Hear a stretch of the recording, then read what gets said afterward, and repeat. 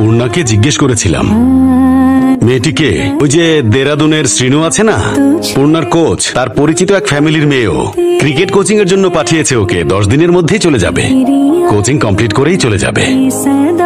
আমি জানি বাবা, ও আনশুর মেয়ে। আনশু আর বেঁচে নেই এটাও জানি। পূর্ণাটা যে কি করছে নিজেও জানেন। উনি যা করছে ঠিকই করছে। এখন পূর্ণার জীবনে একটা লক্ষ্য আছে। আমার মনে হয় মীরার কারণে ওনার জীবন বদলে যাবে। টেনিস খেলার সময় সফট হ্যান্ডে খেলতে হয়, রাইট হ্যান্ডে না। লেফট হ্যান্ডে গ্রিপ থাকবে, ওকে? I know it.